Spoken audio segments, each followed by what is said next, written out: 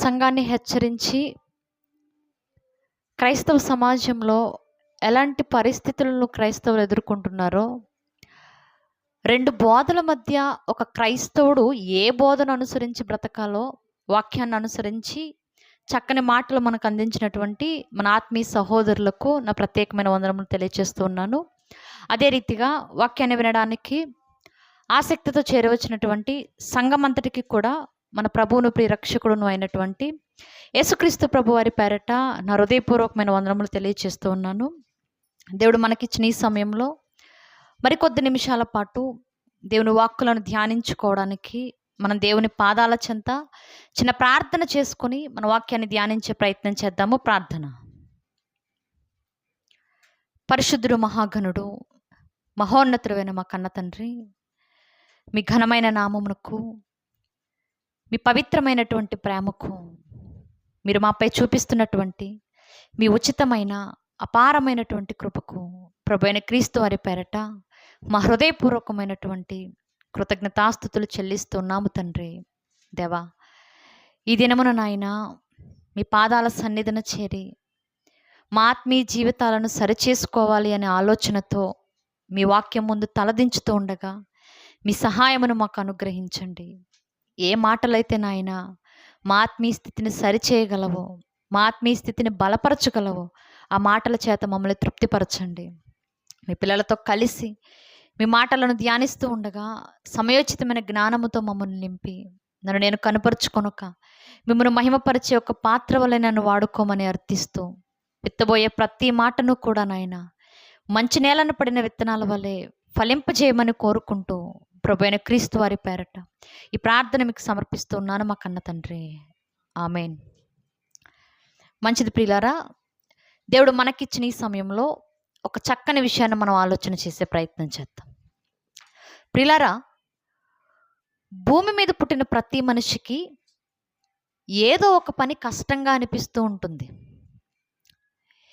ఏ పని మనిషికి కష్టంగా అనిపిస్తుందయ్యా అంటే, మనం కూడా మనుషులమే కాబట్టి మనకి ఏ పనులు కష్టంగా అనిపిస్తున్నాయో ఒకసారి ఆలోచన చేద్దాం.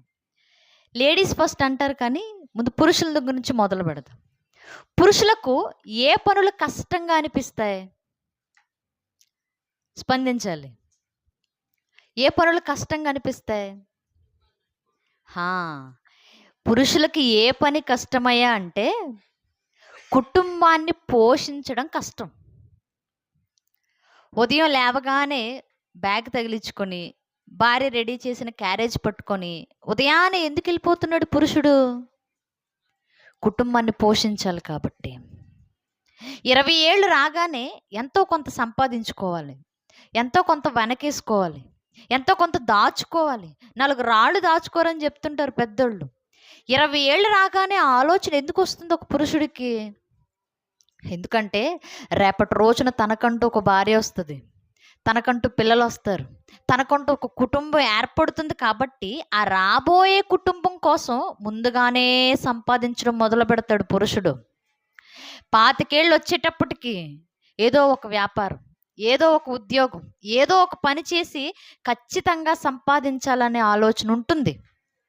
ఉద్యోగాలనే కాదు, పనులకు వెళ్ళే వాళ్ళు ఎందుకు వెళ్ళిపోతున్నారు? పొద్దున్నే పెయింటింగ్ పని చేసే వాళ్ళు ఉంటారు, ఉదయాన్నే వెళ్ళిపోతారా? వెళ్ళిపోతారు. ఇల్లు కట్టే వాళ్ళు ఉంటారు, ఉదయాన్నే వెళ్ళిపోతారా? వెళ్ళిపోతారు. అంటే ఉదయం అవ్వగానే బయటికి వెళ్ళి సంపాదించాలనే ఒక ఆలోచన పురుషుడికి ఉంటుంది. అందుకే అంటారు సంపాదించడం పురుష లక్షణం. ఎందుకంటే కుటుంబాన్ని పోషించే బాధ్యత పురుషుడికి ఉంది కాబట్టి. ఇది వాళ్ళకి కష్టమైన పనేనా? కష్టమైన పనే. ఇక పురుషులు అయిపోయారు. స్త్రీలకి ఏ పనులు కష్టంగా అనిపిస్తాయి? అద్దం ముందు కూర్చొని రెడీ అవడమా? ఏ పనులు కష్టంగా అనిపిస్తాయి? ఏ పని కష్టంగా అనిపిస్తుంది అంటే, పురుషుడు సంపాదించిన సంపాదన ఉంటుంది చూడండి, ఆ సంపాదనను సరైన విధంగా క్రమంగా ఖర్చు పెట్టడం స్త్రీకి కష్టం.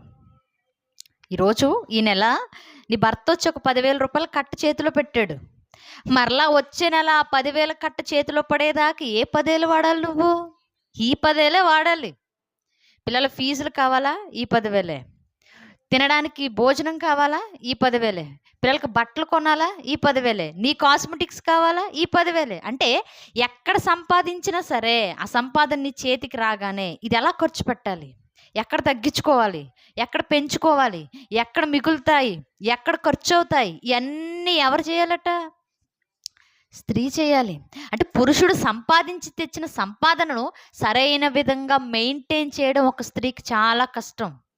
తగ్గించుకోవాలి, పెంచుకోవాలి, అన్నీ చూసుకుంటూ ఆ 10,000 సరిపెట్టుకోవాలి. ఇది స్త్రీలకు కష్టం కదా? చాలా కష్టం. అంటే స్త్రీలకు కూడా కష్టమైన పనులు ఉన్నాయి. మరి పిల్లలకు కష్టమైన పనులు ఉండవా అంటే వాళ్ళకు కూడా ఉంటాయి. చదువుకునేటప్పుడు సబ్జెక్టులు కష్టంగా అనిపిస్తాయి. చదువులు అయిపోయిన తర్వాత చదువే కష్టం అనిపిస్తుంది. ఉద్యోగాలు చేసేటప్పుడు పొద్దున్నే లేవడం కష్టం, బోల్డ్ కష్టాలు అనిపిస్తాయి. అంటే మనిషి అన్నాక భూమి మీద ఏదో ఒక పని కష్టంగానే అనిపిస్తుంది. కానీ అసలు మనిషి భూమి మీద పుట్టిన తర్వాత ఏ పనయ్యా మనిషికి కష్టం అని ఆలోచిస్తే బైబిల్ ఒక స్పష్టమైన సమాధానాన్ని చెప్తుంది కదా. చూద్దాం ఒక్కసారి.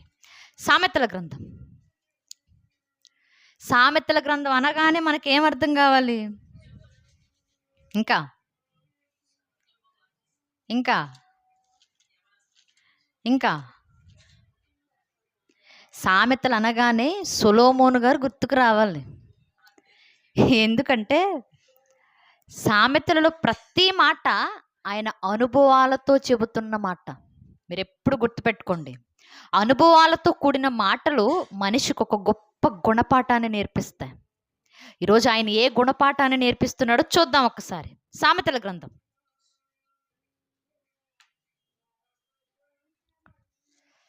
సామెతల గ్రంథము 16వ అధ్యాయము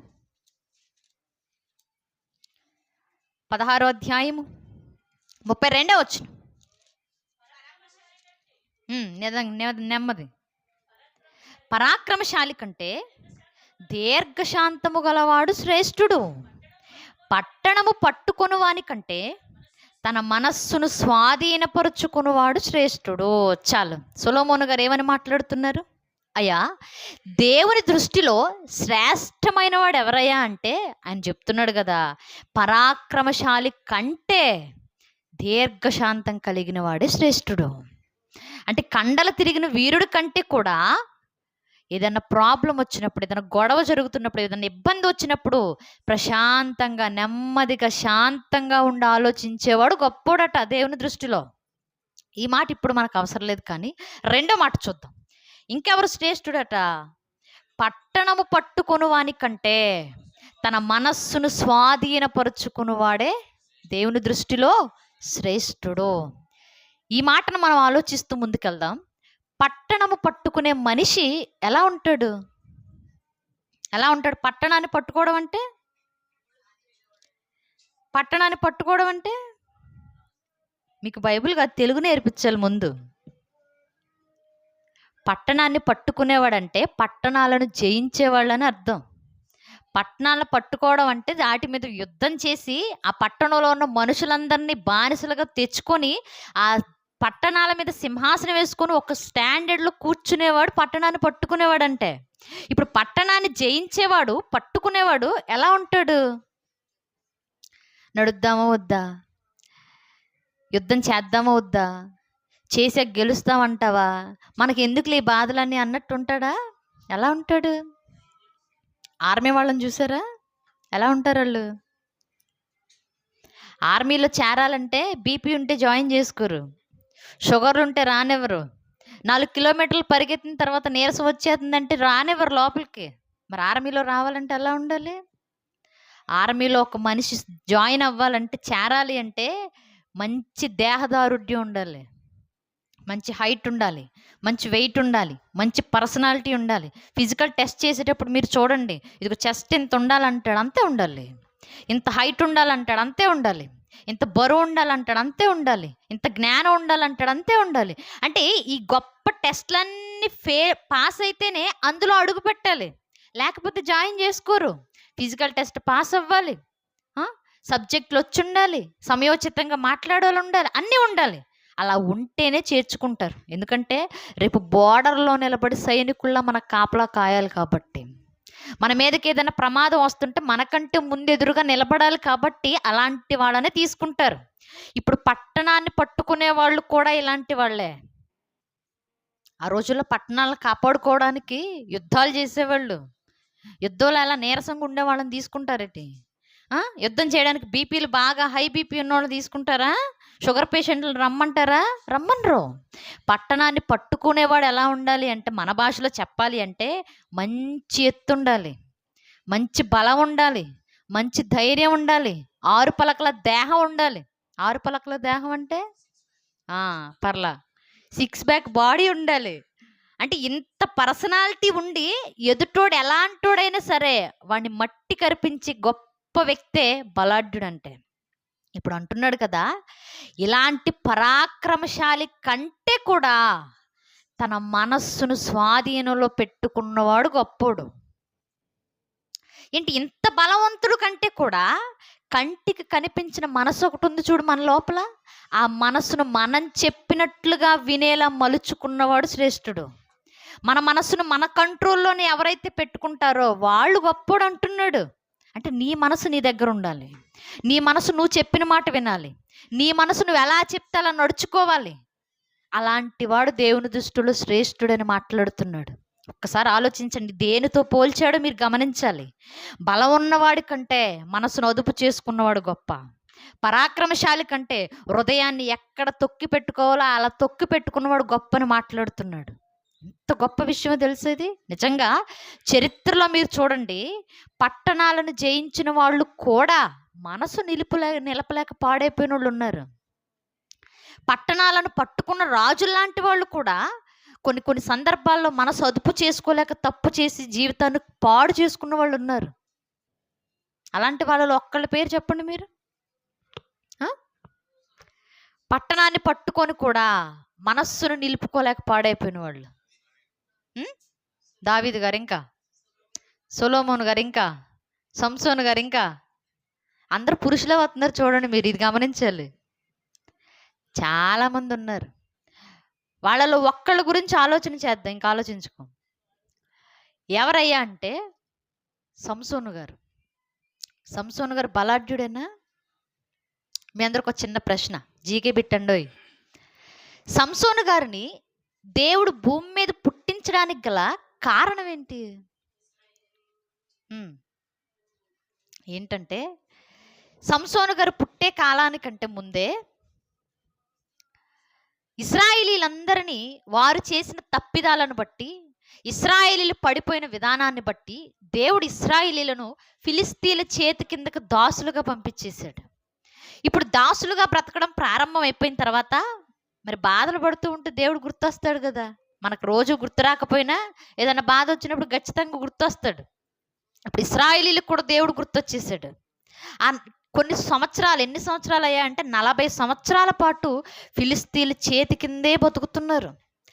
ఫిలిస్తీన్లు మోచేతి కింద నీళ్లు తాగుతున్నారు. ఫిలిస్తీన్లు ఏ పని చేస్తే నోరు మూసుకొని ఆ పని చేస్తున్నారు. ఫిలిస్తీన్లు ఏదంటే అది తలూపుతున్నారు వీళ్ళు. ఇక అంతకు మించిన వేరే ఆప్షన్ లేదు ఇశ్రాయేలీలకి. ఇప్పుడు అలాంటి పరిస్థితుల్లో 40 సంవత్సరాల అలాంటి బతికేటప్పటికీ జ్ఞానోదయం అయిపోయి మాట్లాడుతూ అంటున్నారు కదా, దేవా మా పరిస్థితి చూడు. ప్రార్థన చేస్తున్నారు, అయ్యా మా పరిస్థితి ఏంటి? ఒకానొకప్పుడు మా పితరులు, ఇశ్రాయేలీలైన మా పితరులు ఐగుప్తులో బానిస కూడు తిన్నారని మేము విన్నాం. ఐగుప్తీల మోచేతి కింద నీళ్లు తాగారని మేము చదివాం. కానీ ఇప్పుడు మా పరిస్థితులు అలాగే ఉన్నాయి, మా బతుకులు ఇలాగే ఉన్నాయి. మేము కూడా ఫిలిస్తీన్ల చేతి కింద నీళ్లు తాగుతున్నాం, వాళ్ళు పెట్టింది తింటున్నాం, వాళ్ళు అంటుంటే పడుతున్నాం, వాళ్ళు ఏ పని చెప్తే నోరు మూసుకొని చేస్తున్నాం. ఇలాంటి బతుకు మాకు ఈరోజు ఎదురయ్యిందయ్యా, మా పరిస్థితి ఏంటి? ఆనాడు మా పితరులను కాపాడావు, ఈరోజు మమ్మల్ని కూడా కాపాడని ఎన్నో మార్లు ప్రార్థన చేస్తే ఆ 40 సంవత్సరాలు వాడి పడిన కష్టానికి వాళ్ళని విడిపించడానికి దేవుడు ఒక బలాఢ్యుణ్ణి పుట్టించాడు. వారందరినీ విడిపించి వారికంటూ ఒక ప్రత్యేక హోదాని కల్పించడానికి, ఇశ్రాయేలీల మీద ఏ పై చేయి లేవకుండా దేవుడు మాత్రమే వీళ్ళకు రాజు అన్నట్లుగా చెప్పడానికి దేవుడు పుట్టించుకున్న ఒక బలాఢ్యుడు, ఒక వీరత్వం కలిగిన బలాఢ్యుడే, పరాక్రమశాలే సంసోను. అందుకే సంసోను పుట్టడానికి ముందే ఏమని ఇన్ఫర్మేషన్ ఇస్తాడు దేవుడు? అమ్మా నీ కడుపులో ఉన్న బిడ్డ నాకు నాజీరు చేయబడిన బిడ్డ. నాజీరు చేయడం అంటే ఇక దేవుని సొత్తు, ఇక దేవుని కొరకు ప్రతిష్ఠించబడిన బిడ్డ. కాబట్టి నువ్వు ద్రాక్షారసాన్ని తాకు, మద్యాన్ని తాకు, చాలా జాగ్రత్తగా ఉండని చెప్పి వెళ్ళిపోతాడు. వెళ్ళిపోయిన తర్వాత సంసోను గారు భూమి మీద జన్మించారు. జన్మించిన తర్వాత ఆ బాలుడు ఎదుగుతూ ఉండగా ఒక వయసు వచ్చేంత వరకు దేవుడు సంసోనుని జాగ్రత్తగా కాపాడుతూ వచ్చాడు. అందుకే ఓ మాట ఉంటుంది కదా, చూద్దాం ఒకసారి. న్యాయాధిపతుల గ్రంథం 13వ అధ్యాయం 24వ వచనం. తరువాత ఆ స్త్రీ కుమారుని కని అతనికి సంసోను అని పేరు పెట్టెను. ఆ బాలుడు ఎదిగినప్పుడు యెహోవా అతనిని ఆశీర్వదించెను, మరియు యెహోవా ఆత్మ జోర్యాకును ఎష్తాయేలుకును మధ్యనున్న మహానేధానులో అతన్ని రేపుట మొదలు పెట్టెను. చాలు. ఇప్పుడు సంసోను గారు పెద్దవాడయ్యే వరకు, ఎదిగే వరకు దేవుడు ఏం చేస్తున్నాడు? ఆశీర్వదిస్తూనే ఉన్నాడు. చిన్ననాటి నుండి వయసు వచ్చి మెచ్యూరిటీ వచ్చేంత వరకు ఆశీర్వాదాలు కొనసాగుతూనే ఉన్నాయి. ఆశీర్వదించాడు, ఆశీర్వదించాడు. ఒక వయసు రాగానే రేపుతున్నాడు సంసోను గారిని. సంసోనుని ఏ పని కొరకైతే దేవుడు పుట్టించాడో ఆ పనిని సంసోనుకి జ్ఞాపకం చేస్తున్నాడు. ఏ పని కొరకైతే సంసోను ప్రత్యేకంగా ఎంచబడ్డాడో ఆ పనిని సంసోనుకి తెలియజేస్తున్నాడు. ఒక ప్రాంతం రాగానే ఆ మధ్యలో రేపుతున్నాడట. అంటే సంసోను, నీ సమయం దగ్గర పడింది, నువ్వు చేయాల్సిన కార్యం ప్రారంభం అవబోతుంది, నువ్వే పని కొరకు నియమించబడ్డావో ఆ పని మొదలవుతుందన్న సంకేతాన్ని సంసోనుకి ఎప్పటికప్పుడు తెలియచేస్తూనే వచ్చాడు దేవుడు. వచ్చిన తర్వాత సంసోను పెద్దోడైపోయాడు. మరి పిల్లలు పెద్దోళ్ళు అవుతారు కదా, పెద్దోడయ్యాడు. అయిన తర్వాత సంసోనుకు వివాహం అయిపోయింది. వివాహం అయినప్పటికీ ఫిలిస్తీన్ల కింద బానిసలుగానే ఉన్నారు ఇశ్రాయేలీలు. వివాహం అయిన తర్వాత ఈ ఫిలిస్తీన్లకును సంసోనుకుని ఒక చిన్న వివాదం చోటు చేసుకుంది. వివాదం అంటే గొడవ, ఏదో ఒక చిన్న గొడవ జరిగింది. ఇప్పుడు గొడవ జరగగానే ఇశ్రాయేలీల్లో ఉన్న పెద్ద తలకాయలు ఎవరైతే ఉన్నారో, పెద్ద మనుషులు, వీళ్ళందరూ అన్నారట, అరే నీకు అసలు బుద్ధి ఉందా? ఫిలిస్తీన్ల కింద మనం బతుకుతున్నాం, మన కింద వాళ్ళు ఉండట్లేదు, వాళ్ళతో గొడవలేంటి నీకు? వాళ్ళతో మాటలేంటి? వాళ్ళతో ఈ పంచాయతీలేంటి? వాళ్ళు మా దగ్గరకు వచ్చి ఏమన్నారు తెలుసా? నిన్ను కట్టేసి వాళ్ళకి అప్పచెప్పమన్నారు. ఇక మాకు ఇంకో ఆప్షన్ లేదు, నిన్నైతే మేము చంపేయం, కానీ మిమ్మల్ని బంధించి ఫిలిస్తీన్ల చేతికి అప్పగిస్తాము, వాళ్ళు ఏం చేసుకుంటారో మాకు తెలీదు, నువ్వు ఒకవేళ వాళ్ళను ఓడించి నువ్వు రాగలిగితే వచ్చే అన్నట్లుగా మాట్లాడి ఈ సంసోనుని బంధించేస్తారు. బంధించి ఫిలిస్తీన్లకు కబురు పెడతారు. కబురు పెట్టినప్పుడు ఏం జరుగుతుందో ఒకసారి చూద్దాం. 15వ అధ్యాయం 13వ వచనం. అందుకు వారు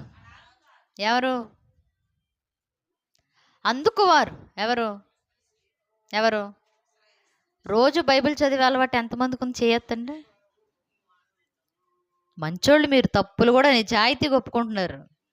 ఇశ్రాయేలీల పెద్దలు ఏమంటున్నారట? అందుకు వారు, అలాగూ కాదు, నిశ్చయముగా మేము నిన్ను చంపము, కానీ నిన్ను గట్టిగా కట్టి వారి చేతికి మేము అప్పగించదమని చెప్పి 2 క్రొత్త తాళ్ల చేత అతన్ని కట్టి ఆ బండ యొద్ద నుండి అతను తీసుకొని వచ్చిరి. అతడు లేహీకి వచ్చే వరకు ఫిలిస్తీన్లు అతనిని ఎదుర్కొని కేకలు వేయగా యెహోవా ఆత్మ అతని మీదకి బలముగా వచ్చినందున అతని చేతులకు కట్టబడిన తాళ్ళు అగ్ని చేత కాల్చబడిన జనుపనార వలె ఆయను, సంకెళ్ళను అతని చేతుల మీద నుండి విడిపోయెను. చాలు. ఇప్పుడు పెద్దవాళ్ళు కట్టేసి ఒక బండకు బంధించి ఫిలిస్తీన్లకు కబురు పెడితే వీళ్ళు వస్తున్నారట. ఎలాగా? కేకలు వేసుకుంటూ వస్తున్నారు. ఏమని కేకలేసి ఉంటారు ఆ రోజు? ఇదిగో బలాఢ్యుడైన సంసోను మనకు దొరికిపోయాడు, రండి అని పిలుచుకొని ఉంటారు. ఇప్పటి వరకు మనం ఎవరినైతే బంధించలేమనుకున్నామో అదిగో ఆ బలాఢ్యుడైన సంసోను బంధింపబడ్డాడు, మనకు కబురు వచ్చింది, బయలుదేరదాం పద అని మాట్లాడుకొని ఉంటారు. కేకలేసుకుంటూ, ఒకరినొకరు పిలుచుకుంటూ, ఒకరినొకరు పోగు చేసుకుంటూ ఫిలిస్తీన్లు మొత్తం సంసోను దగ్గరకు వచ్చేసారట. రాగానే దేవుడు ఏ పని కొరకైతే సంసోనును పుట్టించాడో ఆ పని మీద దేవుని ఆత్మను సంసోనుకి ఇచ్చాడు. ఇవ్వగానే వెంటనే సంసోను చేతులు ఇలా పైకి లేపగానే ఆ కొత్త తాళ్ళు ఏమైపోయాట? అగ్ని తగిలితే నూలు ఎలా అయితే పట్ పట్టని తెగిపోద్దో అలా తెగిపోయాయి కొత్త తాళ్ళు కూడా. సంకెళ్ళు కూడా విడిపోయాట. ఫిలిస్తీన్ల సంకెళ్ళు ఎలా ఉంటాయి? మనం కుక్క పిల్లని కట్టేస్తాం చూడు, అలా ఉండవు. ఇనప సంకెళ్ళు, ఖైదీలను బంధించడానికి వాడేటటువంటి సంకెళ్ళు అవి. అలాంటి సంకెళ్ళు కూడా దేవుని ఆత్మ ఎప్పుడైతే సంసోను మీదకి వచ్చిందో వెంటనే విడిపోయాయి. వెంటనే లేచాడు ఆయన. లేచి వెంటనే ఫిలిస్తీన్లతో యుద్ధం చేయడం ప్రారంభించాడు. యుద్ధం ఎలా జరిగిందో తెలుసా? చూద్దాం ఒక్కసారి. 16వ వచనం, 15వ వచనం. అతడు గాడిద యొక్క పచ్చి దవడ ఎముకను కనుగొని చెయ్యి చాచి పట్టుకొని దాని చేత 1000 మంది మనుషులను చంపెను. అప్పుడు సంసోను గాడిద దవడ ఎముకతో ఒక కుప్పను 2 కుప్పలను నేను చంపి ఉన్నాను, గాడిద దవడ ఎముకతో 1000 మంది నరులను చంపి ఉన్నాను అనెను. ఏమంటున్నాడు అంటే, సంసోను బంధింపబడ్డాడు అనగానే 1000 మంది పరిగెత్తుకుంటూ వచ్చారట సంసోను కోసం. ఇటువైపు ఒక్కడు నిలవబడితే అటువైపు 1000 మంది ఉన్నారు. 100కి 1000. ఇప్పుడు 1000 మంది రాగానే 1000 మందిని కూడా ఎలా చంపుతున్నాడట? పక్కనే గాడిద యొక్క పచ్చి దవడ ఎముక తీసుకున్నాడు. అంటే జంతువుకు ఉన్నటువంటి ఒక ఎముకను, ఒక దవడ ఎముకను ఎంత ఉంటుంది అది? ఎంత నాకు తెలిసి ఒక చెయ్యి ఎంత ఉంటుందేమో, అంతకు మించి ఎక్కువ ఉండదు. ఎందుకంటే గాడిద మొహమే ఇంత ఉంటుంది, మళ్ళీ అందులో పళ్ళు, మళ్ళీ అందులో దవడ ఇంకెంత ఉండాలి? ఇంకా చిన్నదే, నాకు తెలిసి మోరడు ఉంటుంది. ఇప్పుడు అలాంటి పచ్చి ఎముకను తీసుకొని, దవడ ఎముకను తీసుకొని 1000 మందిని చంపేశాడు. బలాఢ్యుడా కాదా? అంటే తనకు దొరికిన చిన్న ఆయుధాన్నే ఒక ఖడ్గంగా మలుచుకున్నాడు, ఒక పెద్ద ఆయుధంగా నేర్చుకున్నాడు. ఎలా ఉపయోగించాలో కూడా ఆ టైంలోనే వెంటనే స్పందించాడు. అంత గొప్ప మేధావి సంసోను. ఒక ఎముకను తీసుకొని 1000 మందిని చంపి 2 కుప్పలు వేసాడట. ఇటు ఒక 500 మంది, అటు ఒక 500 మంది. ఇప్పుడు 2 కుప్పల మధ్యలో నిలవబడి గంభీరంగా మాట్లాడుతున్నాడు, నేను ఎంతమందిని చంపేశా. 1000 మందిని చంపి 2 కుప్పలు వేసాను మీ ఫిలిస్తీన్ని. కావాలంటే లెక్క పెట్టుకోండి. ఇటు ఒక 500 మంది ఉన్నారు, ఇటు ఒక 500 మంది ఉన్నారు, మధ్యలో ఎముకతో నేను నిలబడ్డాను అన్నాడట. ఎంత బలాఢ్యుడు ఆలోచించండి. గొప్ప పరాక్రమశాలి. 1000 మందిని చంపి మధ్యలో సింహాసనం వేసుకొని కూర్చున్నటువంటి స్థితి ఆనాడు సంసోను సంపాదించుకున్నాడు. సంపాదించుకున్న తరువాత ఇశ్రాయేలీయులకు ఒక ప్రత్యేకమైన హోదా వచ్చింది. మనం తెలంగాణ విడిపోయే టైంలో మాకంటూ ప్రత్యేక హోదా కావాలని ఎలా పోరాటం చేశారో అలాంటి హోదా సంపాదించాడు సంసోను. అందుకే కింది మాటల్లో అంటాడు కదా, చూద్దాం 20వ వచనం. అతడు ఫిలిస్తీయుల దినములలో 20 ఏండ్లు ఇశ్రాయేలీయులకు న్యాయాధిపతి అయి ఉండెను. చాలు, ఫిలిస్తీయులు ఏలుబడి చేస్తున్న కాలంలోనే ఫిలిస్తీయులు 1000 మందిని చంపేసి ఇశ్రాయేలీయులను ప్రత్యేకంగా విడిపించి తీసుకొని వచ్చి మా ఇశ్రాయేలీయులకు మేమే న్యాయాధిపతులు అంటున్నాడు సంసోను. ఇక ఫిలిస్తీయుల చేతి కింద బతకాల్సిన అవసరం లేదు, ఫిలిస్తీయుల చేతి కింద మోచేతి నీళ్లు తాగాల్సిన పని లేదు, ఫిలిస్తీయులు ఏ పని చెప్తే ఆ పనికి సరెండర్ అయిపోయి సలాం కొట్టాల్సిన అవసరం లేదు, వాళ్ళు ఎలా చెప్తే అలా తలోపాల్సిన ప్రత్యేకమైన స్థితి ఇశ్రాయేలీయులకి ఇంకా లేదు. ఎందుకు? ఫిలిస్తీన్లు ఓడించాడు, 1000 మందిని చంపాడు, ఇశ్రాయేలుని విడిపించుకున్నాడు. ఇంకేంటి? అంత గొప్ప బలవాద్యుడు సంసోను. 20 సంవత్సరాల పాటు ఇశ్రాయేల్ని పరిపాలించిన ఒక చక్కని న్యాయాధిపతి. దేని చేత జరిగాయి ఇవన్నీ? తనలో ఉన్న బలం. ఎవరిస్తున్నారు తన బలాన్ని? దేవుడిచ్చాడు. అంత బలశాలైన సంసోను కూడా ఒకానొక పరిస్థితిలో ఏం అదుపు చేసుకోలా? మనస్సును అదుపు చేసుకోవాలా. అదేంటండి 1000 మందిని చంపారుగా మీరంటే 1000 మందిని చంపాడు, కానీ మనస్సును నిలుపుకోవాల పరిస్థితులు మారేటప్పటికి. ఇంత బలాఢ్యుడు 20 ఏళ్ళు పరిపాలించిన తర్వాత మనోడు అలా వెళ్ళిపోతున్నాడట. ఎలా?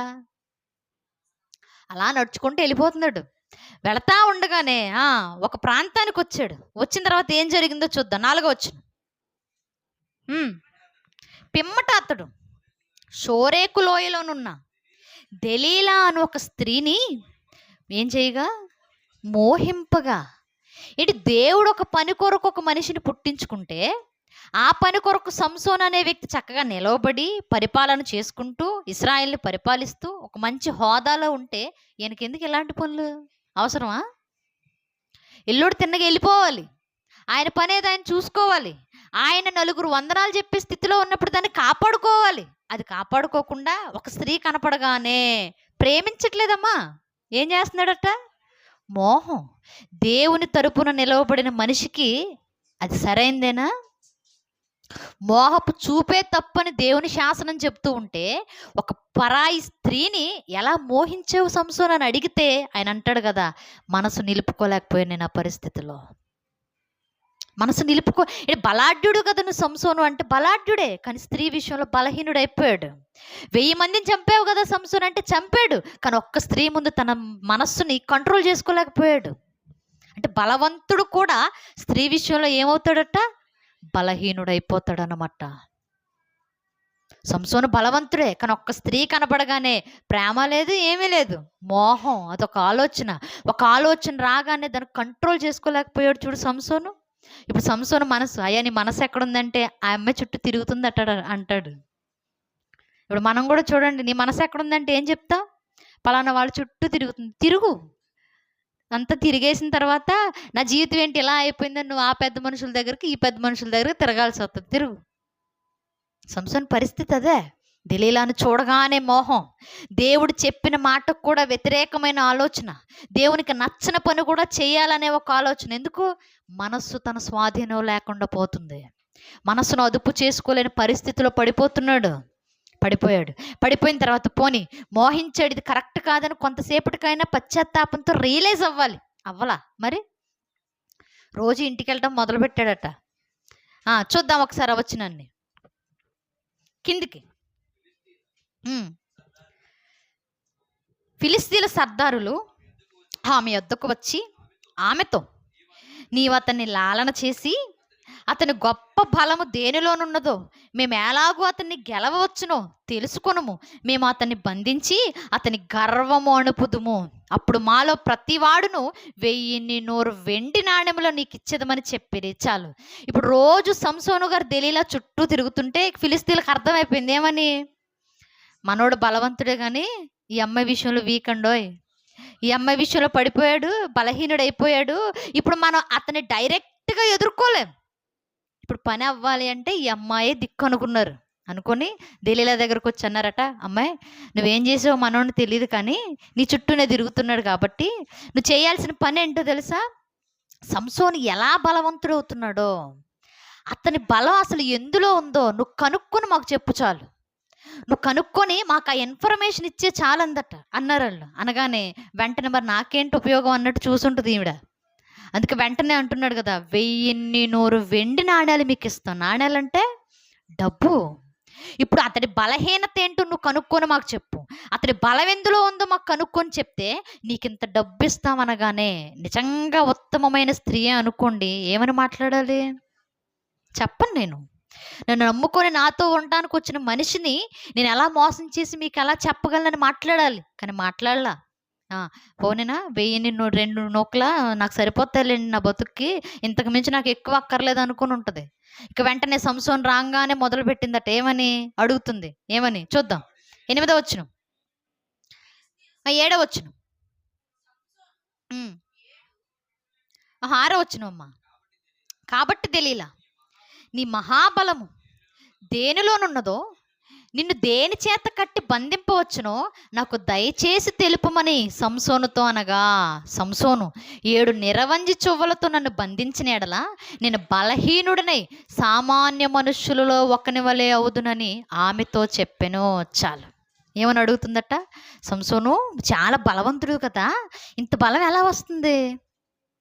నువ్వు ఇంత బలశాలి ఎలా అయిపోతున్నావు సడన్గా? నీ బలం ఎందులో ఉందో నాకు చెప్పు, నువ్వు బలహీనుడు ఎలా అవుతావో కూడా నాకు చెప్పు అని అడిగిందట. అసలు ఆ మాట అడగగానే సంసోనికి మనస్సు పనిచేయాలా? ఇది నేను ఎలా బలహీనుడిని అవుతానో అడుగుతుందేటి, నేను బలహీనుడిని ఎలా అవుతానో అడుగుతుంది అంటే రేపు నన్ను బలహీనుడిని చేస్తుందన్న సెన్స్ పనిచేయాలి సంసోనికి. పనిచేయాల అడుగుతుంది కదా, వెంటనే చెప్పేశాడట. ఎందుకు? వీక్నెస్ అది. ఎందుకంటే మనసు ఆమె చుట్టూ తిరుగుతున్నప్పుడు ఆవిడ ఏది చెప్తే తల ఊపుతాడు. ఇక సంసోను కూడా తల ఊపి అంటున్నాడట, 7 నిరవంజి చువ్వలు తెచ్చి నన్ను కట్టేస్తే నేను మీలాగే సామాన్యుడిని అయిపోతాను, ఇంత బలం నాలో పనిచేయదు, ఇక మీలాంటి మనుషుల్లాగే నేను ఉంటాను అనగానే వెంటనే ఫిలిస్తీన్లకు కబురు పెట్టింది, మీరు సాయంత్రం వచ్చేటప్పుడు చువ్వలు తీసుకుని రండి, నేను కట్టేస్తానంది. వాళ్ళు తీసుకొని వచ్చారు, కట్టేసింది. కట్టేసిన వెంటనే మాట్లాడుతుందట, సంసోను ఫిలిస్తీన్లు వచ్చారులే అని. నిజంగా సంసోను ఎంత బలహీనుడైపోయాడు మీరు ఆలోచించండి. సంసోను ఏమో మాట్లాడుతూ, నిరవంజి చువ్వలు తెస్తే నేను బలహీనుడిని అయిపోతా, ఆ చువ్వలతో నన్ను కట్టేస్తే నా బలం పోద్ది, ఆ చువ్వలతో నన్ను కట్టేస్తే నేను సామాన్యమైన మనిషిలా అయిపోతానని ఆయన చెప్తే, వెంటనే నిరవంజి చువ్వలు తెప్పించి కట్టించిందంటే సంసోను మనసులో ఆలోచన రావాలా వద్దా? ఇదేంటి, బలహీనుడిని అయిపోతాను కదా ఇలా కడితే, ఇదే కదా చెప్పాను నేను, నన్ను బలహీనుడు చేయడానికి ఎందుకు ఈ స్త్రీ ఆలోచిస్తుందని అనుమానించాలి. అనుమానం కూడా కాదు, అది సరైన ఆలోచన విధానం. అంటే నన్ను బలహీనుని చేయాలనుకుంటుంది ఈ స్త్రీ. నా దేవుడు ఏ పని కొరకైతే నన్ను బలవంతుడిగా పుట్టించాడో ఆ బలం కోల్పోవాలనుకుంటుంది ఈ స్త్రీ. ఈ స్త్రీ వల్ల నాకు దేవునికి మధ్య దూరం ఏర్పడుతుంది. ఈ స్త్రీ వల్ల నేను నా దేవునికి దూరం అయిపోతున్నాను, దేవుని పనికి దూరం అయిపోతున్నాను అని వెంటనే ఆ మనిషి నుండి దూరంగా వెళ్ళిపోవాలా లేదా? వెళ్ళిపోలా. ఎందుకు వెళ్ళిపోలేకపోతున్నాడు? ఎందుకంటే మనసు అదుపు చేసుకునే మనస్తత్వం ఇప్పుడు సంసోనులో పోయిందనమాట. వెంటనే చువ్వలు తీసుకొచ్చింది, కట్టేసింది, ఫిలిస్తీన్లు వచ్చారని కబురు చెప్పింది. వెంటనే మళ్ళీ సంసోను లేస్తూ అంటున్నాడు కదా, చూద్దాం. 9వ వచనం. మాటను నుండివారు ఆమెతో అంతఃపురంలో దిగి ఉండిరి గనుక ఆమె, సంసోను, ఫిలిస్తీన్లు నీ మీద పడుచున్నారని అతనితో అనగా, అతడు అగ్ని తగిలిన నూలు రీతిగా ఆ తడపలను తెంపెను కనుక అతని బలము బయలుపడలేదు. ఏంటట? సంసోను ఫిలిస్తీన్లు వచ్చారనగానే వెంటనే లేచాడు, బలంతో లేచాడు. కట్టిన నిరవంజి చువ్వలన్నీ తెగిపోయాయి. అంటే బలం పోలేదా? పోలేదు. ఎందుకంటే అబద్ధం చెప్పాడు. ఈ పరిస్థితి, ఈ ఒక్క సందర్భం జరగగానే వెంటనే సంసోనికి ఆ స్త్రీ మోహం చూడకుండా వెళ్ళిపోవాలి. ఎందుకంటే బలహీన పడిపోవాలని ప్రయత్నిస్తుంది, ఫిలిస్తీన్లకు అప్పగించాలనుకుంటుంది, ఫిలిస్తీన్ల చేతిలో మరలా ఇశ్రాయేలీలందరినీ పెట్టి దేవునికి దూరం చేయాలనుకుంటుంది అన్న విషయం సంసోనుకు అర్థం కావాలి. కానీ అంత పెద్ద బలాఢ్యుడికి కూడా స్త్రీ ఏ ఉద్దేశంతో అతనితో మలుచుకుంటుందో తెలియలేదనమాట. అంటే ఎంత గొప్ప పురుషుడైనా స్త్రీ మోజులో పడిపోతే, ఆమె బలహీనతలో మునిగిపోతే ఆవిడ ఏ చెప్పినా వివేకాన్ని కోల్పోయే పరిస్థితులు వస్తాయి. అంత పెద్ద బలాఢ్యుడే వివేకాన్ని కోల్పోయి ప్రవర్తిస్తున్నాడు. ఇంక ఈరోజు మనం ఎంత పడిపోయాడు. మరలా అడిగిందట, నువ్వు నాతో అబద్ధం చెప్పావు, అంతేనా? నువ్వు నాతో అబద్ధం చెప్పావు కాబట్టి ఈసారన్నా నిజం చెప్పు, నీ బలం దేనిలో ఉందని అడిగితట. మళ్ళీ చెప్తున్నాడు కదా సంసోను, 11వ వచనం. అతడు పేనిన తరువాత పనికి పెట్టిన కొత్త తాళ్లతో నన్ను బాగుగా బంధించిన ఎడల నేను బలహీనుడనై సామాన్య మనుషులలో ఒకని వలె అవుదునని ఆమెతో చెప్పెను. అంతట దెలీలా పేనబడిన కొత్త తాళ్లను తీసుకొని వాటితో అతన్ని బంధించి, సంసోను, ఫిలిస్తీన్లు నీ మీద పడుచున్నారని అతనితో అనెను. అప్పుడు మాటున నుండిన వారు అంతఃపురంలో నుండి చాలు. ఈ సందర్భం మీకు బాగా తెలిసిందే. ఇప్పుడు కొత్త తాళ్ళు తెచ్చి కట్టేయి అనగానే ఇది కూడా చేస్తుంది. వెంటనే కొత్త తాళ్ళు తెప్పించింది, సంసోన్ని కట్టేసింది, ఫిలిస్తీన్లు కబురు పంపించింది, వాళ్ళు వచ్చేసారు. వెంటనే సంసోను ఫిలిస్తీన్లు వస్తున్నారని చెప్పింది. వెంటనే సంసోను మరలా లేచాడు. రెండోసారి జరిగినప్పుడన్నా జ్ఞానోదయం అవ్వాలా? మరలా కొత్త తాళ్ళు తెచ్చి కట్టేస్తే బలం పోయిద్దంటే మరలా కొత్త తాళ్ళు తెప్పించింది, మరలా కట్టించింది, మరలా ఫిలిస్తీన్లు వచ్చారని కబురు చేసింది. ఎందుకు నా బలాన్ని పోవాలని ఈ స్త్రీ కోరుకుంటుందన్న సంగతి సంసోను మనసులో మెదలాలి. అప్పటికి కూడా జ్ఞానోదయం అవ్వలేదనమాట. అంటే స్త్రీ విషయంలో అంత అయిపోయాడు. మనసును నిలుపుకోలేకపోతున్నాడు. ఇంకా చెప్పాలి అంటే సొంతగా ఆలోచించే శక్తిని కూడా కోల్పోయాడు సంసోను. ఆవిడ ఏది చెప్తే అదే, ఇంకా సొంత జ్ఞానం లేదు, సొంత వివేకం లేదు. అన్ని ఆలోచించి పరిస్థితులు ఎలా పోతున్నాయో తెలుసుకునే వివేకాన్ని కోల్పోయాడు సంసోను. మరలా ఫిలిస్తీన్లు వచ్చారనగానే మరలా యథావిధిగా లేచారు. ఇక మూడోసారి మొదలు పెట్టిందట మేడం గారు. ఏమంటుందో చూద్దాం ఒకసారి. 13వ వచనం. అప్పుడు దెలీలా, ఇది వరకు నీవు నన్ను ఎగతాళి చేసి నాతో అబద్ధములాడితివి, నిన్ను దేని వల్ల బంధించవచ్చునో నాకు తెలుపుమని సంసోనుతో చెప్పగా, అతడు, నీవు నా తల జడలు 7 అల్లిన అల్లికల ఎడలా సరి అని ఆమెతో చెప్పాను. ఇప్పుడు అంటున్నాడట, ఇప్పుడు సంసోన్ దగ్గర దెలీలా పంచాయతీ మొదలేసింది. ఇప్పుడు ఏమని, నువ్వు నాతో అబద్ధాలు చెప్తున్నావు, నేను ఎన్నిసార్లు అడిగినా నన్ను ఎగతాళి చేస్తున్నావు, నా మాటకు వాల్యూ ఇవ్వట్లేదు నువ్వు, నేను ఇన్నిసార్లు అడిగినా కూడా నువ్వు నిజం చెప్పట్లేదు అన్నట్టుగా మాట్లాడి పంచాయతీ పెట్టేటప్పటికి సంసోను విసిగిపోయి అన్నాడట, నా జడలు ఉన్నాయి చూసావా, నా జుట్టు, ఈ జుట్టు 7 అల్లికలు అల్లితే చాలు, ఆ బలవంతా పోద్దన్నాడు. అనగానే ఇక మెల్లగా తొడ మీద పడుకోబెట్టుకొని జల్లేయడం మొదలుపెట్టింది. మెల్లగా జల్లేసి ఏసి ఏసి జల్లు అల్లేసిన తర్వాత మెల్లగా ఫిలిస్తీన్లకు కబురు పెట్టింది. కబురు పెట్టి వెంటనే వచ్చేయండి, నిద్రపోయేలా ఉన్నాడిక, మీరు త్వరగా వస్తేనే అంది. అనగానే వచ్చారు. రాగానే మరలా ఇదే విధానం. సంసోను మరలా ఫిలిస్తీన్లు వచ్చారులే అనగానే మరలా లేచాడు. ఆ అల్లిన జళ్ళన్నీ మరలా యథావిధిగా విరబూసాయి. అంటే బలం వచ్చేస్తుంది. అందుకని దేవుడు ఇస్తున్నాడు. ముమ్మారు సంసోను గ్రహించకపోయినా దేవుడు బలాన్ని ఇస్తూనే వచ్చాడు. నిరవంజి చువ్వలతో కట్టేసినప్పుడు బలాన్నిచ్చాడు. తాళ్ళ తెచ్చి కట్టేసినప్పుడు బలాన్నిచ్చాడు. జుట్టు అల్లినప్పుడు కూడా దేవుడు బలాన్ని ఇస్తున్నాడు. అంటే ఈ స్త్రీ ఏమో బలం పోవాలని ప్రయత్నిస్తూ ఒకవైపు ఉంటే, దేవుడేమో బలాన్ని ఎప్పటికప్పుడు ఇస్తూ తన పనిని తాను గుర్తు చేస్తూనే వచ్చాడు. అయినప్పటికీ స్పందించని చలనం లేని మనిషి ఎవరు? సంసోను. కనిపించే స్త్రీ మాటలు మమకారంగా కనపడుతున్నాయి, కానీ కనిపించని దేవుని శక్తి మాత్రం గ్రహించలేకపోయాడు. మరలా వెంటనే లేచాడు, ఫిలిస్తీన్లతో యుద్ధం చేశాడు, వెళ్ళిపోయారు. అయినప్పటికీ దెలీలా అని ఒక్క మాట అనలేకపోతున్నాడు. చూడండి, నోరు మెదపట్లేదు అనమాట. ఇక అంతేగా అన్నట్టుంది ఆయన పరిస్థితి. అంతా అయిపోయింది. ఇక లాస్ట్కి ఈ దెలీలా బాధ ఏంటంటే, నా డబ్బులు పోతాయేమని బాధ ఈవిడిది. ఇక చివరికి సంసోను ముందు కూర్చొని ఇక ఏ మాటలు వాడితే పని అవ్వద్దో ఆ మాటలు వాడడం మొదలుపెట్టిందట. ఏమంటుందో చూద్దాం. చివరిగా 15వ వచనం. అప్పుడు ఆమె, నా యందు నీకు ఇష్టం లేనప్పుడు నేను నిన్ను ప్రేమించుచున్నానని నువ్వెందుకు చెప్పుచున్నావు? ఇది వరకు నీవు ముమ్మారు నన్ను ఎగతాళి చేసి. మాటలు ఎలా వస్తున్నాయి చూడండి. ఏమంటుందట? నా యందు నీకు ఇష్టం లేనప్పుడు, నేనంటే నీకు ఇష్టం లేనప్పుడు నువ్వంటే నాకు ఇష్టం అని ఎందుకు చెప్పు?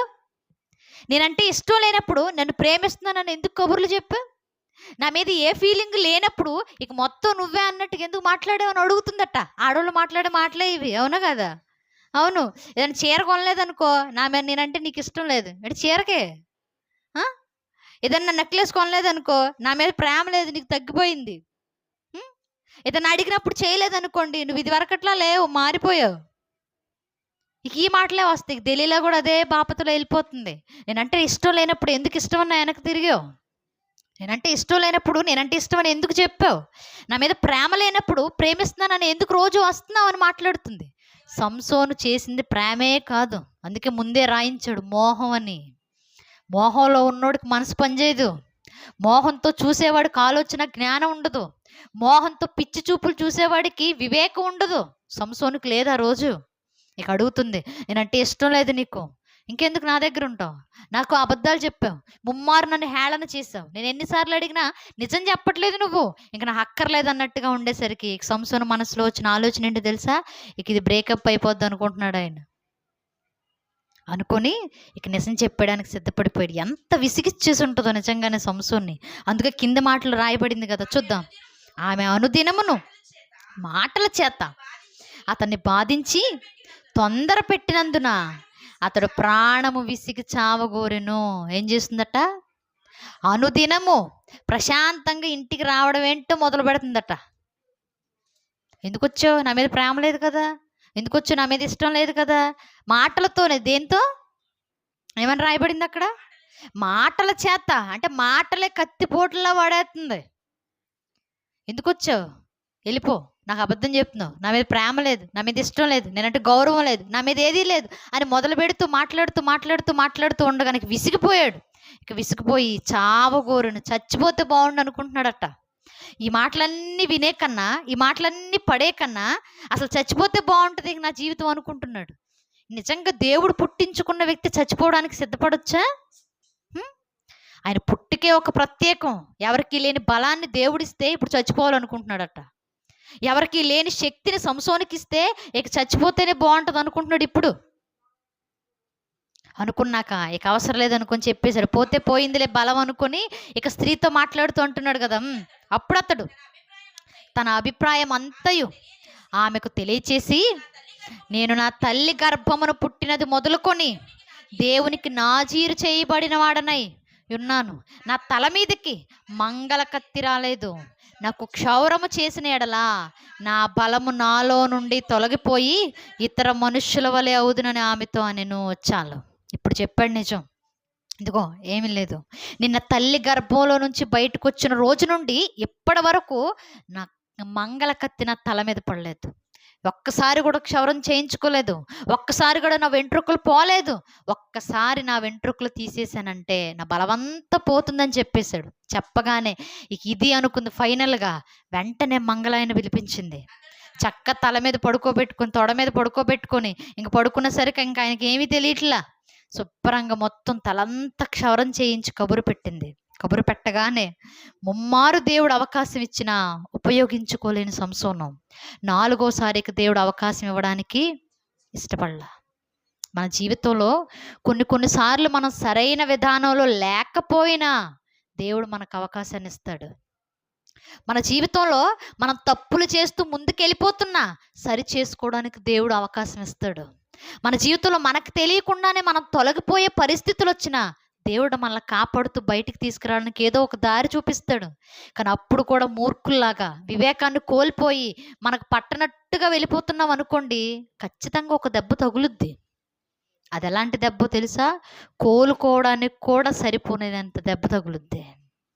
ఇప్పుడు 4వసారి వెంటనే తల మొత్తం పోయిన తర్వాత బలంగా లేచాడు. ఏమైంది? బలం వచ్చిందా? అంతకుముందు 3 సార్లు వచ్చిందే. అబద్ధం చెప్పినప్పుడు బలాన్ని ఇచ్చాడు, ఇప్పుడు నిజం చెప్పిన తర్వాత బలాన్ని కోల్పోయాడు. ఎందుకు? దేవునికి నీకు ఉన్న నిబంధన అది. ఒక స్త్రీ అడగగానే చెప్పేస్తావా? దేవుడు నీకు ప్రత్యేకంగా ఇచ్చిన ఒక హోదా అది. ఒక స్త్రీ మోజులో పడదని పాడు చేసుకుంటావా? దేవుడు నీకంటూ ఒక ప్రత్యేకమైన స్థితి నీకు ఇస్తే నువ్వెవరి కోసమో దాన్ని తాకట్టు పెట్టేసినట్టుగా ప్రవర్తిస్తే ఎలా ఊరుకుంటాడు దేవుడు? ఊరుకోలేదు. ఇక 3వసారి నా శక్తి కంటే నీ శక్తి గొప్పదన్నట్లుగా నా మాట వినకుండా పోయావు కదా, అలాగే పో అనుకున్నాడు. 3వసారి బలాన్ని, 4వసారి బలాన్ని ఇవ్వకపోయేటప్పటికి ఫిలిస్తీన్లు వచ్చారు, పట్టుకెళ్ళిపోయారు. పట్టుకెళ్ళిన తర్వాత సంసోను జీవితాన్ని ఎప్పుడన్నా చూసారా? ఏ స్త్రీనైతే మోహపు చూపుతో చూసి కావాలనుకున్నాడో ఆ కళ్ళు పీకేశారు ఫిలిస్తీన్లు. ఒక బలాఢ్యుని ముట్టుకోవడానికి కూడా భయపడిన ఫిలిస్తీన్లే పట్టుకొని బంధించి సంకెళ్లతో బంధించేసి 2 కళ్ళు పొడిచి బయటికి తీసేశారంటే ఎంత బలహీనుడైపోయాడు ఒక స్త్రీ వల్ల. అంత బలహీన స్థితి. కళ్ళు పీసేశారు, కళ్ళు తీసేసి బంధించేసి బండకు వేసి మొత్తం చంపేయడానికి రెడీగా అయిపోయి చుట్టూ అందరుండి హేళన చేస్తూ మిగిలిపోయాడు. నిజంగా సంసోను జీవితం ఆ రోజు అలాగే ముగిసిపోయి ఉంటే ఈరోజు ప్రతి యవ్వనస్తుడికి సంసోను ఒక గుణపాఠాన్ని నేర్పేవాడు. కానీ దేవుడు చివరికి ఆయన పశ్చాత్తాపంతో రియలైజ్ అయి పలికిన మాట ఏంటో తెలుసా? దేవా, ఈ ఒక్క మారు నాకు అవకాశం, ఈ ఒక్కసారి. 3 సార్లు అవకాశం ఇచ్చావు, నేను వినియోగించుకోలా, మూర్ఖుళ్ళ ప్రవర్తించాను. ముమ్మారు నువ్వు నన్ను సరిచేయాలనుకున్నా నేను సరి చేసుకోలేకపోయాను. కాబట్టి ఈ ఒక్కసారికి నాకు అవకాశాన్ని ఇవ్వు చాలు. ఈ ఒక్క మారు నాకు అవకాశాన్ని ఇస్తే ఈ ఒక్కసారైనా నీ కోసం నేను నిలబడతానన్నాడు. ఈ అవకాశాన్ని సద్వినియోగం చేసుకుంటానన్నాడు. ఎప్పుడైతే ఆ మాట అన్నాడో దేవుడు జుట్టు లేకపోయినా బలాన్ని ఇచ్చాడు. అసలు బలాన్ని ఇచ్చేదే దేవుడు. ఆ బలాన్ని తీసుకోవడానికి ఒక మార్గంగా ఆయనకి ఇచ్చింది ఏంటంటే జుట్టు. బలాన్ని ఇచ్చింది దేవుడు అని గుర్తించాడయ్యా. జుట్టు పోయిన బలాన్ని ఇచ్చేది నువ్వు కదా, నువ్వు ఇస్తే చాలు, నాకు సద్వినియోగం చేసుకుంటాను ఈ ఒక్కసారి కన్నాడు. వెంటనే మరలా చివరి ముగింపు దశ బాగుంది ఆయనకి. ఇప్పుడు ఆలోచించండి, సంసోను జీవితం ఎంత బలంగా ప్రారంభమైనా బలహీనుడిగా ముగిసిపోయే పరిస్థితి వచ్చింది. ఈరోజు సంసోను కంటే బలవంతులమా మనం? సంసోను కంటే పరాక్రమశాలిమా మనం? ఫిలిస్తీయులతో యుద్ధం చేసి 1000 మందిని చంపేసి 2 కుప్పల మధ్య నిలబడిన బలాఢ్యుడి కంటే ఏమంత గొప్పవాళ్ళం మనం ఇప్పుడు ఎవరితో యుద్ధాలు చేయాలా? ఎవరి చేతి కింద నుంచైనా ఎవరినైనా విడిపించాలా? పోనీ పరాయి వాళ్ళతో మనం యుద్ధం చేసి గెలిచి పట్టణాలు పట్టుకునే అంత ధైర్యం మనకుందా? లేదు. ఈరోజు మనకు కావాల్సింది సంసోను లాంటి శారీరక బలం కాదు సుమా, మరి ఆత్మబలం కావాలి. ఆ రోజు సంసోను శారీరక బలాన్ని పొందుకున్నాడు, ఆత్మను, మనస్సును బలహీనపరుచుకున్నాడు. కానీ ఈరోజు దేవుడు చెప్తున్న మాట ఏంటో తెలుసా? ప్రతి ఒక్కడు ఆత్మ విషయంలో బలవంతులు అవ్వాలి. శరీర బలం ఉన్నోడు కాదు గొప్ప. సంసోనుని చూసాం, ఆయన గొప్పగా లేడు సంసోను. శరీర బలాన్ని పొందుకున్న, డైట్ చేసి 6 ప్యాక్ బాడీ తెచ్చుకున్న, మనస్సు బలంగా లేదు సంసోనికి. కానీ ఈరోజు క్రైస్తవుడికి ఉండాల్సింది ఏంటో తెలుసా? మనస్సు బలంగా ఉండాలి. శరీరం బలంగా ఉంటే ఉపయోగం లేదు. శరీరం బలంగా ఉన్నోడు పాపం చేయడానికి గ్యారంటీ ఉందా? సిక్స్ ప్యాక్ బాడీ ఉన్నాడు పాపానికి దూరంగా బతుకుతాడన్న నమ్మకం ఉందా? ఈరోజు మనస్సు బలంగా ఉండాలన్నాడు దేవుడు. అందుకే చివరిగా ఒక మాటను చూసుకుని ముగించుకుందాం. ఏం చెప్తున్నాడు? ఎఫెసీయులకు రాసిన పత్రిక, పౌలు గారు ఎఫెసీ సంఘానికి రాసిన పత్రిక 6వ అధ్యాయము 10వ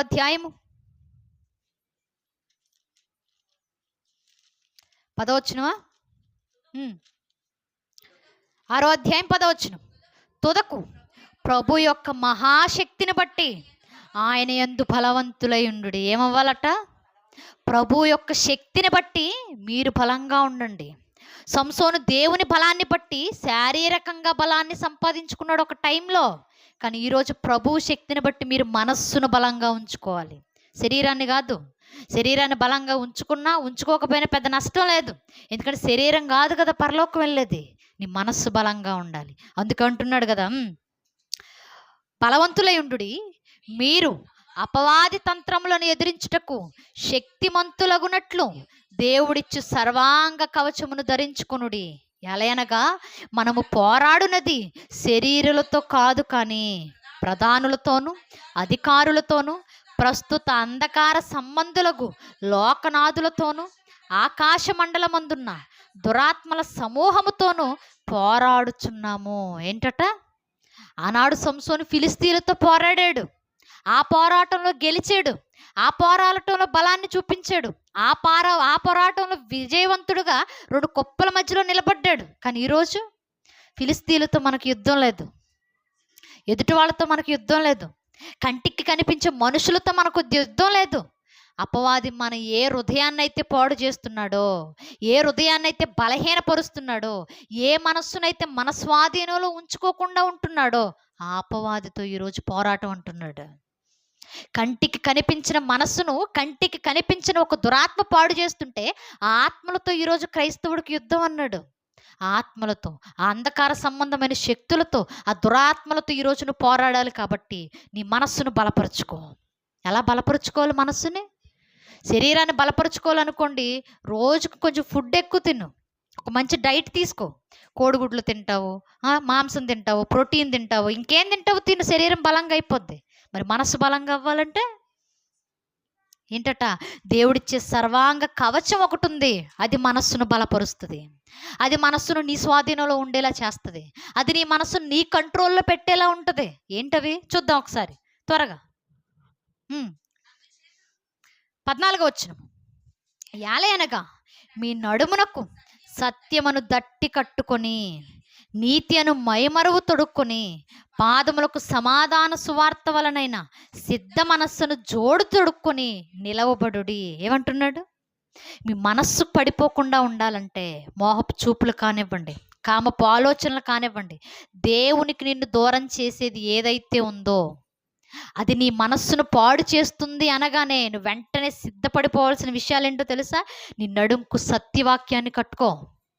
నీ నడుంకు సత్యవాక్యాన్ని నువ్వు కట్టుకుంటే నువ్వు ఏ మార్గంలో నడవాలో అది నిన్ను నడిపిస్తుంది. అందుకే అన్నాడు, నీ వాక్యమే నా పాదాలకు దీపం, నన్ను నడిపించగలదు వాక్యం. అలాంటి వాక్యాన్ని, సత్యవాక్యాన్ని నీ నడుంకు కట్టుకొని నువ్వు నిలవబడి ఉంటుంది వాక్యం. ఇంకా ఏమంటున్నాడు? నీ పాదాలకు సిద్ధ మనస్సు అనే జోడు, నీతి అనే మైమరు. అంటే బట్టలు ఎలా అయితే మన శరీరానికి వేసుకుంటున్నామో సమాజంలో నీతి అనే మైమరు తొడుక్కుని బతకడం నేర్చుకో అంటున్నాడు. నీతిగా ఉండడం నేర్చుకో. నీ శరీరానికి వస్త్రాలు ఎలాగో నీ బ్రతుకుకు నీతి అనే ఒక లక్షణం అలాగా.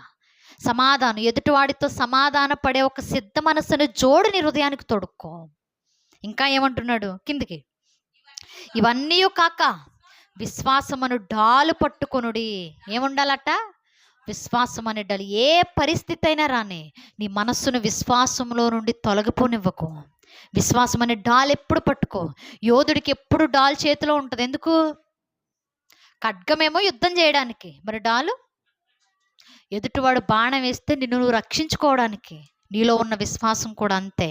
అపవాది విశ్వాసహీనమైన పరిస్థితులు నీ కళ్ళ ముందు పెట్టినప్పుడు నువ్వు విశ్వాసాన్ని కోల్పోకుండా బతకడానికి విశ్వాసం అనే డాల్ ఎప్పుడు నీ హృదయానికి ఉండాలి. ఇంకా ఏమంటున్నాడు? దానితో మీరు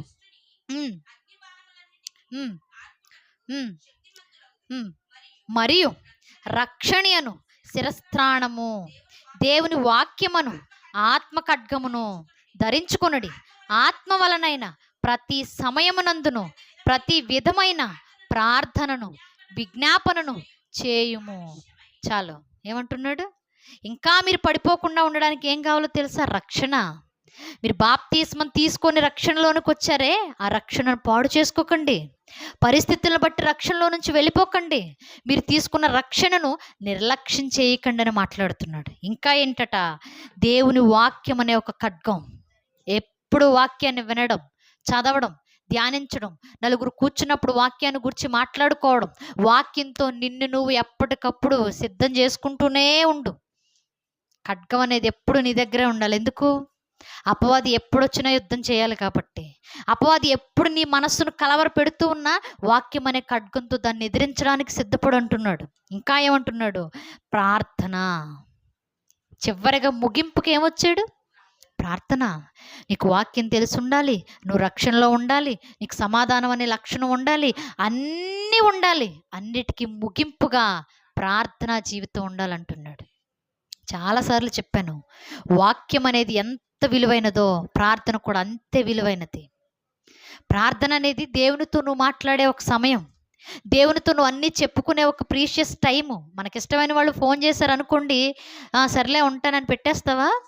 నీకు బాగా నచ్చిన వాళ్ళు ఫోన్ చేశారనుకోండి, ఒక్క నిమిషం మాట్లాడగా నీకు చాలే బ్యాలెన్స్ అయిపోతుంది అంటావా? అనో. అమ్మ చీకటి పడిపోయింది ఇంక మాట్లాడలేను అంటావా? ఆకలేస్తుంది ఇంక మాట్లాడను అంటావా? ఇష్టమైన వాళ్ళు ఫోన్ చేస్తే గంటల గంటలు మాట్లాడతాం. మరి దేవుడు అంటే మనకు అంత ఇష్టం అని చెప్పుకుంటున్నప్పుడు ఆధారం ఏది? ప్రార్థనలు చెప్పుకో. అన్ని ప్రార్థనతో మాట్లాడు. ఏదైనా తప్పు చేస్తే దేవునికి చెప్పి అక్కడి నుంచి బయటపడు. ఏదైనా కావాలి అనుకుంటే దేవుణ్ణి అడిగి ముందుకెళ్ళడం నేర్చుకుందాం. ఏదైనా పరిస్థితి ఉంటే దేవునికి చెప్పి దానిలో నుంచి ఎలా బయటపడాలో తెలుసుకోవాలి. అందుకే అంటున్నాడు కదా, చివరిగా ప్రార్థన అనేది నీకు ఉండాలి. దేవునితో ఒక సహవాసం నీకు ఉండాలి. దేవుని ఎదుట ఒక అనుబంధం నీకు ఉండాలంటున్నాడు. ఇవన్నీ నీకు ఎప్పుడైతే ఉంటాయో నీ శరీరం బలంగా లేకపోయినా నీ మనస్సు బలంగా ఉంటుంది, నీ ఆత్మ బలంగా ఉంటుంది. సంసోను శారీరక బలాన్ని మాత్రమే సంతరించుకున్నాడు. కానీ ఈరోజు క్రైస్తవుడుగా ఈరోజు శరీర బలం కంటే గొప్పగా మనస్సును బలపరుచుకోవాలంటున్నాడు. మన మనసు మన దగ్గరే ఉందనుకోండి, ఎక్కడికి వెళ్ళిపో మన బతుకులు. ఈరోజు మనస్సును దగ్గర పెట్టుకోవడం రావట్లేదు మనుషులకి. డబ్బులు అనుకోండి, నీ డబ్బులు నీ దగ్గర పెట్టుకుంటావా, పక్కన వాళ్ళ దగ్గర పెడతావా? మన దగ్గరే ఉంటాయి. మనకు బాగా నెక్లెస్ బంగారం అంటే ఇష్టం అనుకోండి, మన బంగారం మన దగ్గరే ఉంటుందా? ఆ ఇంట్లో అద్దెకి ఇచ్చేస్తావా? మన ఇంట్లోనే ఉంటుంది. ఇది మనది అని మనం అనుకుంటే అది మన దగ్గరే ఉండాలని కోరుకుంటాం. అది వస్తువైనా, డబ్బులైనా, మనిషి అయినా, ఎవరైనా సరే. మరి అలాంటిది నీ మనసు నీదేనా, పక్కనోడిదా? మన మనసు మనదే. మన మనసు మన దగ్గర ఉండకుండా ఆ అమ్మాయి చుట్టూ తిరుగుతుందనుకో, బతుకులు పాడైపోయినట్టే. ఒక అబ్బాయి చుట్టూ తిరుగుతుందనుకో, జీవితాలు పాడైపోయినట్టే. మన మనస్సు మన దగ్గర లేకపోతే మన ఆత్మీయ స్థితి పాడైపోతుంది.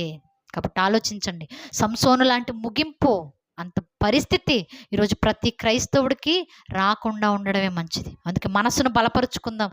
దేవుడు చెప్పినట్లుగా బతకడానికి సిద్ధపడదాం. దేవుని దృష్టిలో శ్రేష్టమైన పిల్లలుగా ఉండడానికి ప్రయత్నిద్దాం. తల వంచుని ప్రార్థన చేసుకుందాం.